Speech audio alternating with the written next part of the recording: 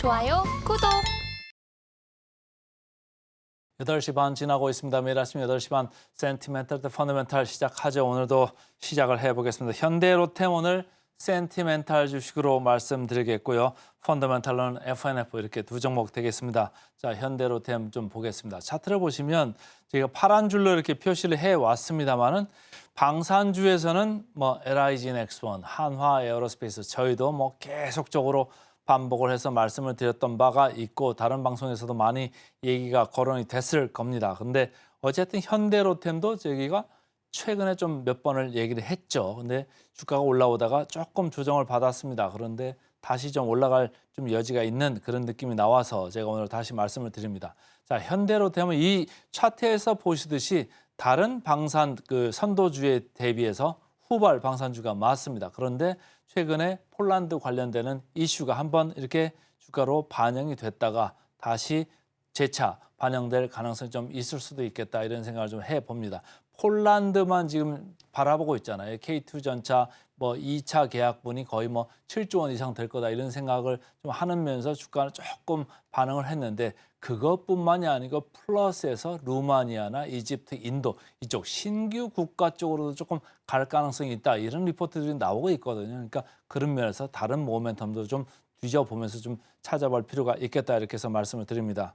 자, 하이투자증권입니다. 일단은 K2 전차 수주 가시화가 기대되고 있다. 그래서 제반 사항이 진행돼서 폴란드 2차 계약 가시화될 것 같다. 2차가 820대 정도 이제 하면은 되는데 이게 7조 원 이상 됩니다. 그러니까 수출입은행에서 법정 그 자본금 한도를 갖다가 국회에서 증액하는 걸 통과시켰기 때문에 이제는 폴란드 쪽의 의사결정만 좀 남겨놓고 있다 이런 얘기고 26년부터는 K2PL이라는 한 전차를 폴란드에서 현지에서 생산을 하게 됩니다. 그러니까 폴란드에 의존한 그 성장 그런 축이 계속적으로 유효하다 이렇게 보시면 되고요. 자, 상상인 증권입니다. K2로 일단 그 수익성은 강력하게 좋아질 거다 이렇게 얘기를 하면서 가시성이 있다라는 얘기죠. 이제 눈에 보인다. 뭐 지금 그 수은 법정 그 자본금도 상향을 했기 때문에 이제는 눈에 가시화되고 있다 이런 얘기를 하고 있고요. 7조 원 이상 얘기를 합니다. 그런데 여기서는 이제 중요한 게 이거죠. 루마니아나 이집트, 인도 여기 보시면 각 1000대, 각 국마다 1000대씩입니다. 지금 폴란드에서 계약 1차분, 2차분 한 거를 더해보면 이게 1000대거든요. 근데 이집트, 인도에서 각 1000대씩 이상씩 이렇게 얘기를 한다고 하면은 폴란드 이상의 또 다른 모멘텀이 현대로템에 들어올 수 있다. 이 점을 좀 염두를 하시면서 좀 보시면 좋겠습니다. 자, 영업이익률 당장에는 이제 지금 납품하는 게 아주 장기 납품 이런 수주이기 때문에 당장에 크게 좋아지지는 않죠. 그럼에도 불구하고 23년 대비해서 24년에는 영업이익률이 2.2%포인트 이렇게 개선이 됩니다. 내년 가면은 좀 더 올라가고 계속 올라가는 그림이 나오겠죠. 그래서 전체적으로 이제는 올라가는 그림이 확실하게 좀 눈에 보이고 있다 이렇게 읽으시면 되고요.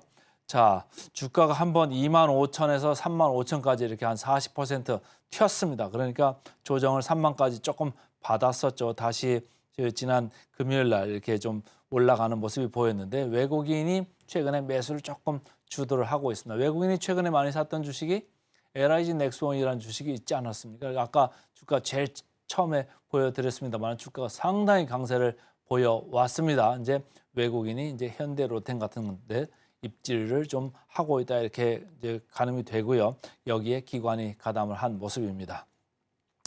역사적 밸류 밴드로 봤을 때는 뭐 PER로 봐도 위쪽에 와 있고 PBR로 봐도 상단에 와 있는 게 맞습니다. 그러나 앞으로 수주가 어떻게 좀 가시화될 거냐에 따라 가지고 좀 더 뻗을 가능성도 있어 보입니다.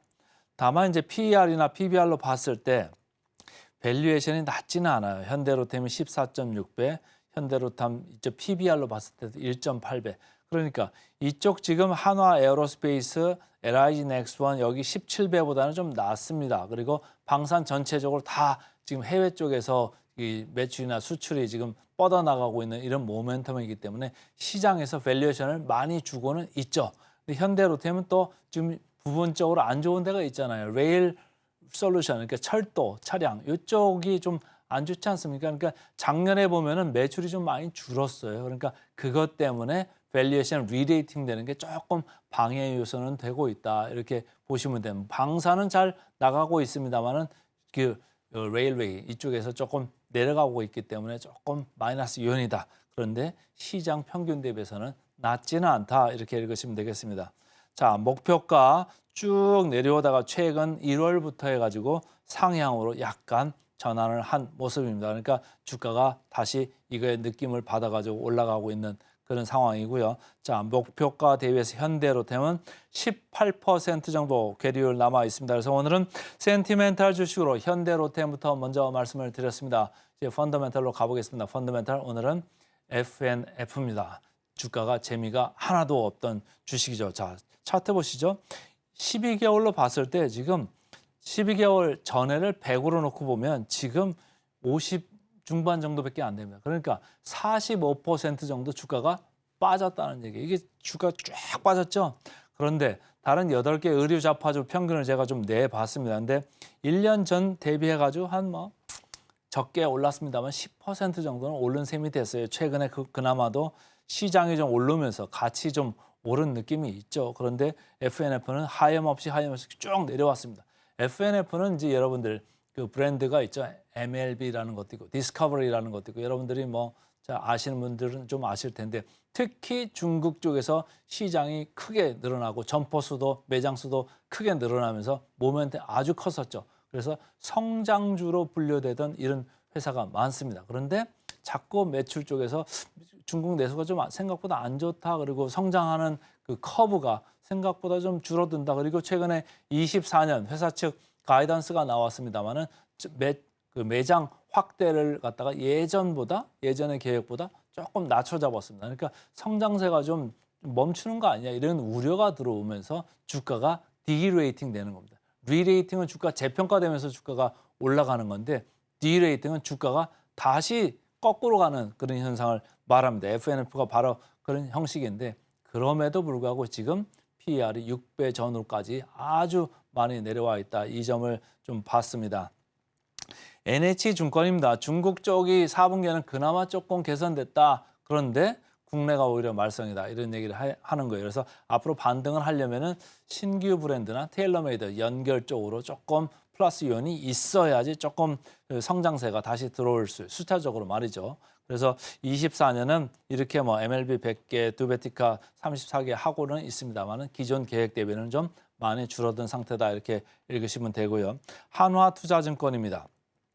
중국 가이던스를 좀 주목을 했는데요. 13% 전년 동기 대비 이렇게 올라가는 거로 봅니다. 13% 중국이 올라간다고 하는 거는 Q하고 P가 있는 걸 두 개를 감안했을 때 큰 숫자는 아니잖아요. 그러니까 성장주 반열에서 조금 디스카운트해서 볼 가능성이 크고요. 단 PER 6배 정도에서 주가 하방 조금 지지될 것 같다 이런 생각을 하고 있습니다. 자, 주가 보시면 아주 처참하게 내려와 있죠. 그러나 지난 금요일 한번 외국인 기관 쌍끌이 매수에 좀 올라가는 모습이 포착이 됐고요. 공매도 잔고율 0.4배입니다. 상당히 내려와 있는 게 맞다. 지금부터 사는 건 진성일 가능성이 큽니다. 자, 역사적 밸류로 봐도 아주 밑에 처져 있습니다. 그러니까 크게 두려워하실 국면이 아니다 이렇게 보여지고요. PER, PBR로 봤을 때는 아주 저평가 상태 맞습니다. 벌써 6배에 내려와 있고 FNF, PBR 1.7배입니다. 근데 1.7배가 높은 게 아니에요. 왜? 이 회사는 ROE가 30% 정도 나온다는 생각입니다. 그러면 반밖에 안 된다 이렇게 보시면 되고요.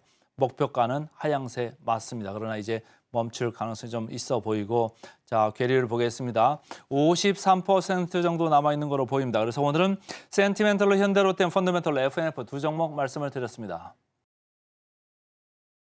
좋아요, 구독!